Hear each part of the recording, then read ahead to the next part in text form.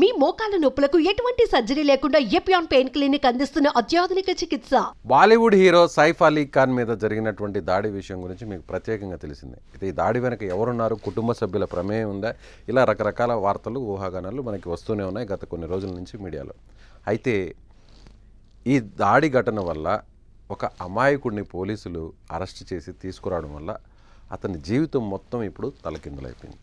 ఏంటంటే సైఫ్ అలీ ఖాన్ మీద అటాక్ చేసిన టైంలో ఒక సీసీటీవీ ఫుటేజ్ ఒకటి బయటకు వచ్చింది. ఆ ఫుటేజ్లో ఒక వ్యక్తి మెట్లు ఎక్కుతూ పైకి వెళ్తున్న కొన్ని ఫొటోస్ కూడా మీరు చూసి ఉంటారు. ఆ ఫొటోస్ని ఒకసారి మీకు చూపించే ప్రయత్నం చేస్తాను.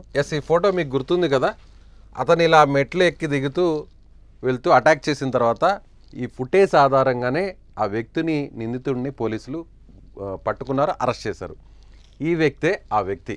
ఇతను విజయ్ దాస్. ఇతను బంగ్లాదేశ్ దేశానికి సంబంధించినటువంటి వ్యక్తి. పలు రకాల పేర్లతో ఇతను ముంబైలో ఉన్నాడు. సో ఇతను కేవలం డబ్బు కోసమే, దొంగతనం చేయడం కోసమే సైఫ్ అలీ ఖాన్ ఇంటికి వచ్చి అటాక్ చేసి ఈ ఘటనకు పాల్పడ్డాడు. సో పోలీసులు ఇతన్ని అరెస్ట్ చేశారు. ఇతనికి సంబంధించినటువంటి ఫింగర్ ప్రింట్స్ని అంతా కూడా కలెక్ట్ చేశారు. అక్కడి వరకు బాగుంది. ఇతన్ని అరెస్ట్ చేయకముందు ఈ వ్యక్తి ఫోటోతో ఉన్నటువంటి పోలికలతో ఉన్న ఒక వ్యక్తిని పోలీసులు ముందుగా ఫస్ట్ టైం అరెస్ట్ చేశారు. తూచ్ అతను కాదు, ఇతను అనవసరంగా ఇతను పట్టేసుకున్నాము అని చెప్పి వెంటనే వదిలేశారు. ఓకే, పోనీలే అమ్మాయి పాపం ఒక ఎలాంటి క్రైమ్ చేయని వ్యక్తిని, అమాయకుడిని తీసుకొచ్చి పోలీసులు బుక్ చేయాలనుకున్నారు. కానీ అనూహ్యంగా అతను కాదని తెలుసుకున్నారు, బయటపడ్డాడు, అతని లైఫ్ బాగుపడిందిలే అని అందరం కూడా అనుకుంటారు. ఎందుకంటే ఎవరైనా అతని గురించి తెలిసిన వాళ్ళు కూడా ఊపిరి పీల్చుకుంటారు. కానీ అలా జరగలేదు. అతని జీవితం మొత్తం తలకిందులు అయిపోయింది. అతను ఎవరు అంటే కనోజియా. ఈ వ్యక్తి అతను. ఇతన్ని ఫస్ట్ అరెస్ట్ చేశారు. అరెస్ట్ చేసి అతనే ఇతను అని అనుకున్నారు. పోలీసులు దాదాపు ఒక 2 రోజుల పాటు అతన్ని వాళ్ళ కస్టడీలో ఉంచుకున్నారు, విచారించారు. నేను కాదు బాబోయ్, నేను కాదు ఆ అటాక్ చేసింది, కాదు అని ఎంతో వాదించినా కూడా వినిపించలేదు. ఇతను ఛత్తీస్గఢ్ రాష్ట్రానికి సంబంధించినటువంటి ఒక డ్రైవర్. ఇతను ముంబైలో ఉంటున్నాడు. సో ఇతను చెప్పడం కూడా జరిగింది. అందులో ఆ వ్యక్తికి మీసాలు లేవు, ఇతనే మీసాలు లేవు, కానీ నాకు మీసాలు ఉన్నాయి, అయినా మీరు ఎందుకు నన్ను ఈ విధంగా తీసుకొచ్చారు అని అతను పదే చెప్పినా కూడా అవును నిజమే కదా, అందులో ఉన్న వ్యక్తికి మీసాలు ఉన్నాయి, ఇతనికి మీసాలు లేవు, కేవలం కొన్ని రోజుల వ్యవధిలోనే మీసాలు వచ్చేవి కదా అని పోలీసులు నాలుగు ఖర్చుకొని వెంటనే ఇతను వదిలిపెట్టేశారు. అయితే ఇతనే ముద్దాయి, ఇతనే నిందితుడు, ఇతనే సైఫ్ అలీ ఖాన్ మీద అటాక్ చేశాడు, దొంగ, డబ్బుల కోసం ఇంత దారుణానికి ఒడికట్టాడు అని చెప్పినటువంటి వార్తలన్నీ కూడా దేశం అంతా కూడా ప్రసారం అయిపోయాయి.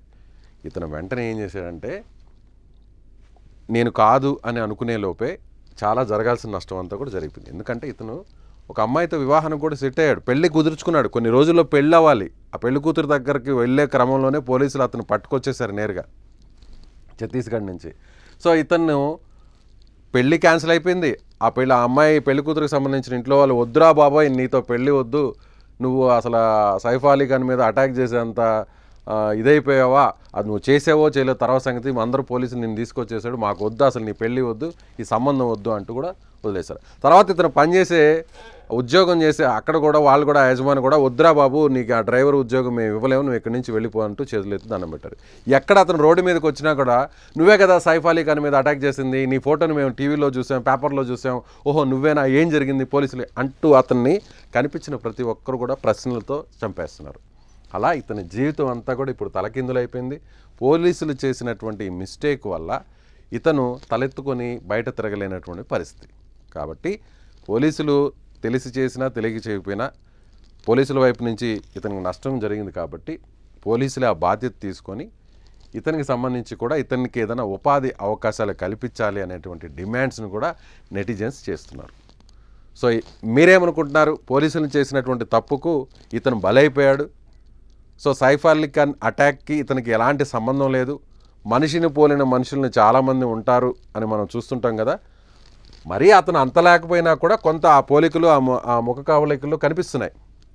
మీసాలు ఉన్న విషయాన్ని కూడా పోలీసులు గుర్తించకుండా అతన్ని నేరుగా పోలీసులు అరెస్ట్ చేసి దొరికేశాడో, సైఫ్ అలీ ఖాన్ని అటాక్ చేసిన వ్యక్తి దొరికేశాడో అని చెప్పని ఇతను ఉన్న అతను తీసుకొచ్చారు. ఇతను అసలు వ్యక్తి విజయ్ దాస్ అనేటువంటి వ్యక్తి. ఇతను కనోజియా వచ్చి ఇతను.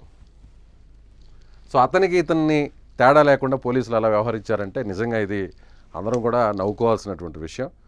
సో మీరేమనుకుంటున్నారు? మీ అభిప్రాయాన్ని ఖచ్చితంగా కామెంట్ చేయండి.